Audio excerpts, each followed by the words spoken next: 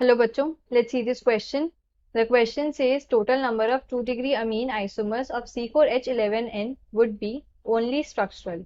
And the options are, first option is 4, second option is 3, third option is 5 and fourth option is D. Fourth option is 2. तो हमें क्या structural isomers बताने हैं C4H11N के and वो भी 2-degree amine. So key concept of this question is, key concept क्या है? Structural isomers.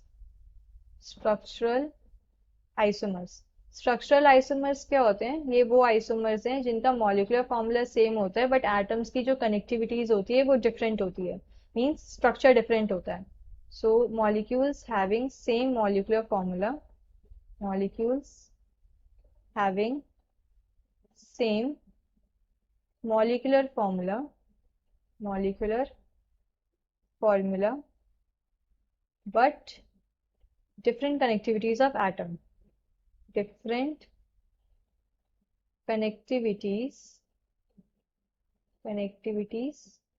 of atoms. तो ऐसे मॉलिक्यूल्स को हम स्ट्रक्चरल आइसोमर्स बोलते हैं. अब हमें क्वेश्चन के अंदर मॉलिक्यूलर फॉर्मूला गिवन है C4H11N. तो सबसे पहले हम डिग्री ऑफ अनसैचुरेशन निकालते हैं. डिग्री ऑफ अनसैचुरेशन क्या होती है? ये हमें बताती है कि किसी भी मॉलिक्यूल के अंदर कितने नंबर ऑफ पाई बॉन्ड्स या फिर रिंग्स प्रेजेंट है. तो डिग्री ऑफ अनसैचुरेशन का फॉर्मूला होता है total number of carbon atoms plus 1 minus total number of hydrogen atoms divided by 2 plus total number of nitrogen atoms divided by 2 minus total number of halogens divided by 2. तो अब हमें molecule के अंदर total number of carbon atoms है 4 plus 1, hydrogen atoms है 11 so minus 11/2 and nitrogen atom है 1 सो 1/2. तो इसको अगर मैं सॉल्व करूं, सॉल्व करके मेरे पास आएगा 5 minus 10/2 it will be equals to 0. Degree of unsaturation 0 means जो मॉलिक्यूल है सैचुरेटेड मॉलिक्यूल है, कोई भी डबल बॉन्ड प्रेजेंट नहीं है, कोई भी रिंग प्रेजेंट नहीं है. तो अब हमें क्या है C4H11N के आइसोमर्स बनाने हैं 2-degree अमीन आइसोमर्स. अमीन्स क्या होते हैं? अमीन्स हमारे जो कंपाउंड्स हैं हम अमोनिया से डिराइव करते हैं. Ammonia is NH3. तो NH3 के हाइड्रोजन को रिप्लेस करके बाय अल्काइल ग्रुप हम क्या अमीन डिराइव करते हैं. अब अमोनिया के अंदर क्या 3 रिप्लेसेबल हाइड्रोजन एटम्स हैं, तो 3 टाइप के अमीन होते हैं. फर्स्ट होता है हमारा 1-degree अमीन. सो 1-degree अमीन के अंदर क्या होता है? 1-degree अमीन के अंदर एक हाइड्रोजन को हम रिप्लेस करते हैं तो वो होता है CH3NH2, लाइक RNH2. 2-degree अमीन क्या होता है? 2-degree अमीन के अंदर हम 2 हाइड्रोजन एटम्स को अल्काइल ग्रुप से रिप्लेस कर देते हैं तो RNHR. ये होते हैं 2-degree अमीन.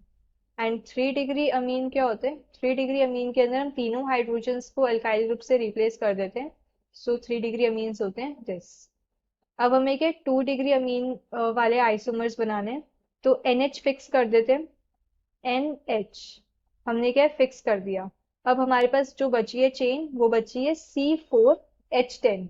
तो C4H10 को हमें ऐसे अरेंज करना है कि हमें क्या 2-degree अमीन्स मिले. तो फर्स्ट आइसोमर में मैं क्या करती हूँ, एक मैंने CH3 लिया लेफ्ट साइड, उसे फिक्स करा एंड बाकी जो 3 कार्बन हैं उन्हें मैंने राइट साइड अरेंज करा. So it will B CH2 CH2 CH3. तो एक मेरा ये पॉसिबल है और जिसमें ये क्या है जो अल्काइल चेन ये वाली है ये क्या N propyl, N propyl. Now second possibility क्या हो सकती है कि मैं इस अल्काइल चेन के अंदर ब्रांचिंग करूं तो CH3 NH एंड ये हो जाएगा मेरे पास CH CH3 एंड CH3. एक पॉसिबिलिटी ये है मेरे पास. एंड एक पॉसिबिलिटी ये है कि दोनों साइड में सिमेट्रिकल एटम्स रखूं, लाइक दोनों साइड इक्वल एटम्स रखूं. तो एक पॉसिबिलिटी हो जाएगी मेरे पास CH3 CH2 NH CH2 CH3. सो ये 3 पॉसिबल आइसोमर्स थे 2-degree अमीन के हमारे पास. तो अगर मैं ऑप्शंस में चेक करूं, फर्स्ट ऑप्शन इज 4, ये इनकरेक्ट है. सेकेंड ऑप्शन है 3, so we can say the final answer is option B. Hope you understood this well. Best of luck.